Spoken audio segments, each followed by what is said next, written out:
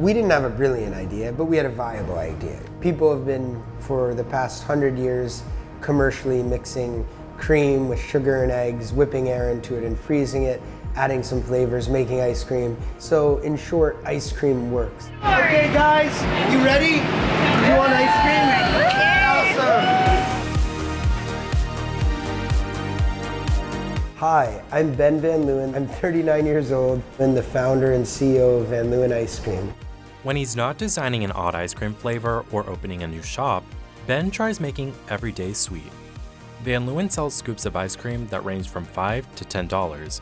But for those who want a sweet treat at home, the company sells pints for $12 at retailers like Whole Foods and Walmart.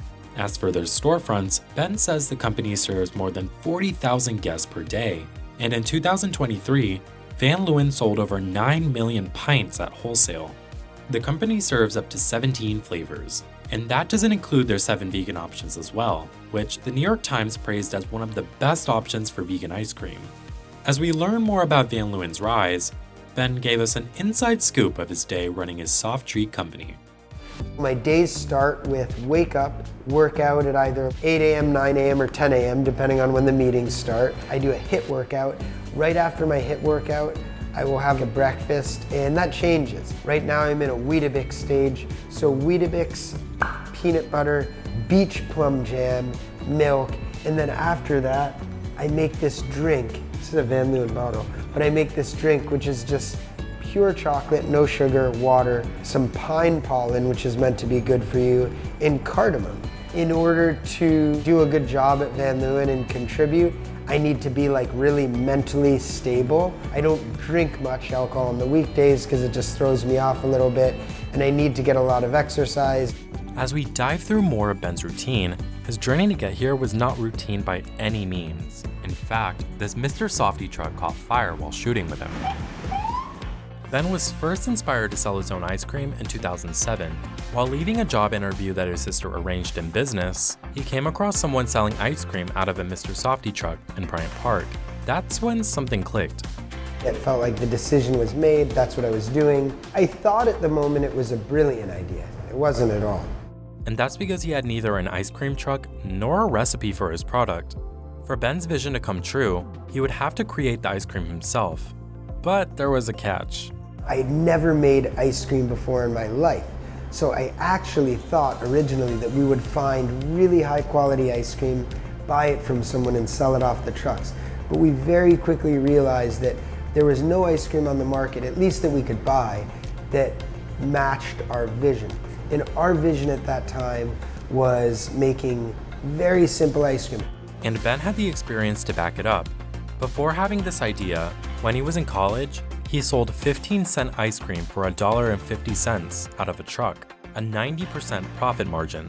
For 3 summers during my college years, I drove a Good Humor ice cream truck in Greenwich, Connecticut, where I grew up.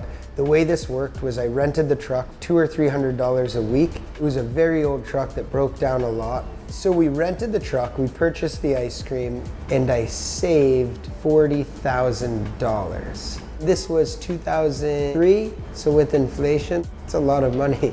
But that is when I fell in love with hospitality and serving people.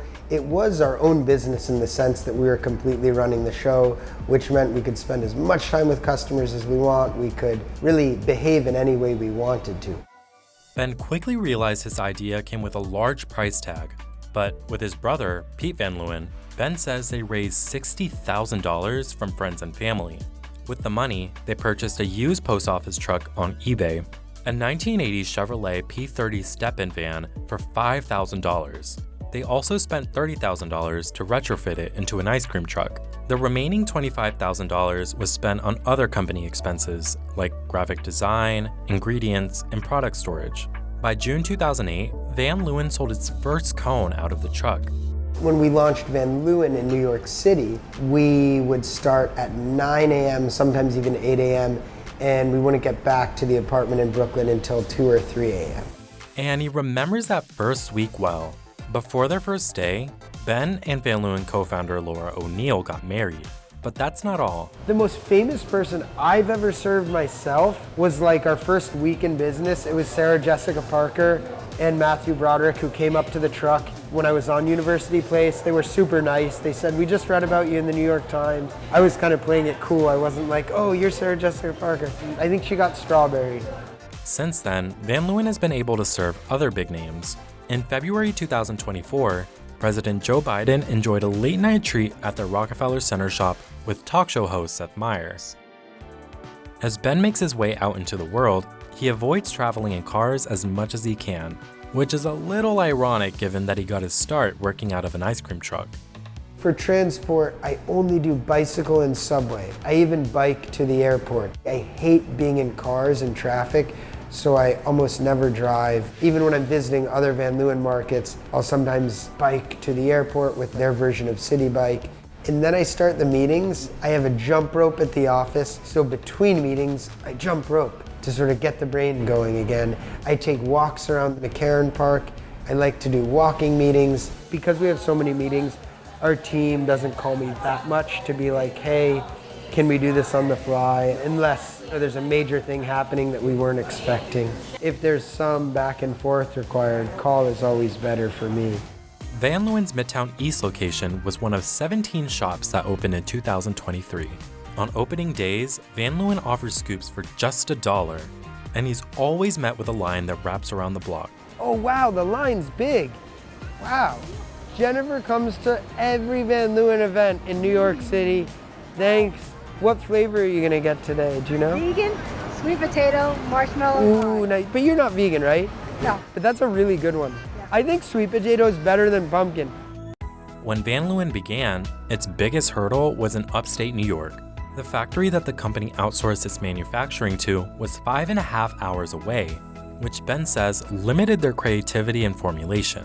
2 years into the business, we said we want complete control over production and we want to be able to make like 10 new flavors every month and put them on the ice cream truck. So we found an ice cream factory. This ice cream factory that we found was a Polish restaurant in our neighborhood of Greenpoint, Brooklyn, that I think had closed like 5 years before, had not been touched. The floors were covered in grease. We spent like 3 weeks deep cleaning the place.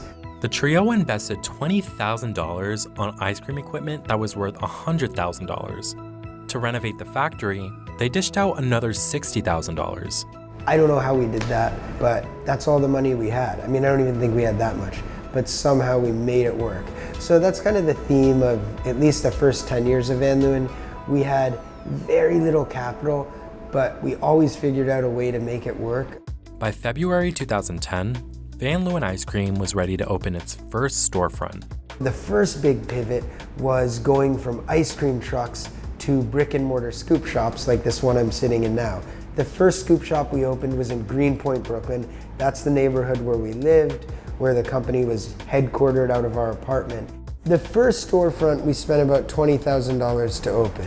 The first day in business out of the scoop shop, we said we are never building another truck because scoop shops are easier to run, they do more revenue, and they allow us to serve our guests in a way that matches our vision more closely.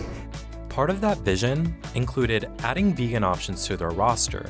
3 or 4 years into the business, there was a lot of demand from our guests for non-dairy vegan ice cream. But we didn't want to serve vegan ice cream in the way that most restaurants and ice cream shops were doing vegan ice cream in those days, which always felt like it was an afterthought. You might have 20 ice cream flavors and 1 or 2 vegan. We launched a menu of 10 vegan flavors, so we had as many vegan flavors as we had dairy flavors. We wanted every single guest who came into the store to feel like they were getting just as good of an experience as any other guest, regardless of their dietary restrictions. Ben says balancing their vision with business helps their brand offer more to customers. The third pivot is when we started taking a data-driven approach to product development and menu planning, and that's when we saw that though it was really good to have vegan, it made more sense to have the number of vegan flavors kind of match the vegan sales as a percentage. So we brought those flavors down a little bit, which allowed us to put more dairy flavors on the menu. Ben says navigating business improved over time, learning through the challenging moments. In the middle of winter, when sales were of course down because we're in the ice cream business, we would literally drive from ice cream shop to ice cream shop, from truck to truck, and empty the cash registers of everything but like $10 and change so they could keep going, so we'd make payroll the next day. And we never missed payroll. We could have raised money. We couldn't get debt because when you're a small food business in New York, you know, doing $1 million or $2 million a year in revenue with A, barely any profit, but B, unsophisticated financial reporting, no bank's gonna lend you money. So we couldn't get debt. And the other option was to try to find investors. But we, I think, knew that we had so much to learn and we could get so much better at running the business. While tough, Ben says it was worth enduring so they could maintain ownership of Van Leeuwen. We didn't want to give up any equity, so we held on for dear life for those first 10 years.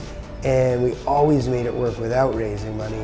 I'm really glad we did that because today, Pete, Laura, and I still own the majority of and control the business, which helps for it to be better business. Back at the grand opening, after answering customer questions and taking some selfies, at 12 p.m., Van Leeuwen opened its doors to its 52nd shop. Come on in! Ben says he's proud to turn his two passions into a living: hospitality and high-quality ingredients. I worked at a bakery in upstate New York called Mrs. London's in Saratoga Springs when I was at college.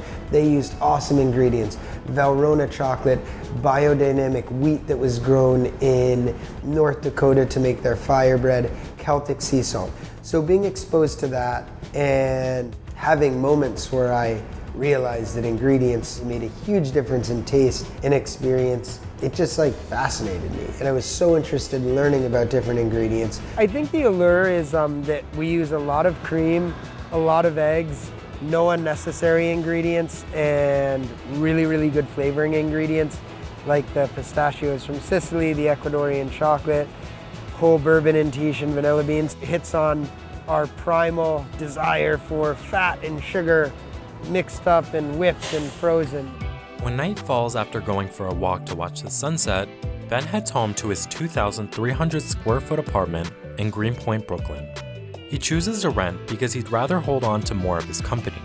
Pete, Laura, and I have held on to as much of our equity as possible, so that means a little bit less liquid for us, but I'm happy to do that because I'd rather have my money in my company than in real estate right now. And the reason I love Greenpoint is it's quiet vehicularly.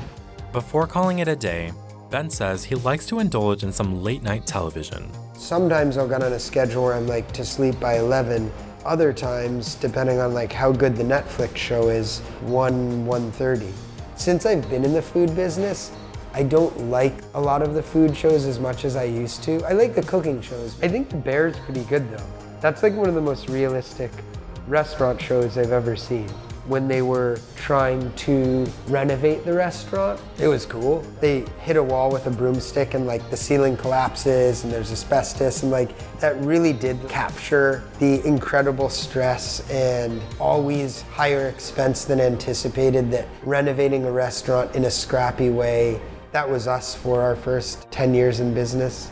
As for the near future, with shops popping up all over the country, Van Leeuwen intends to expand further into international markets like Singapore.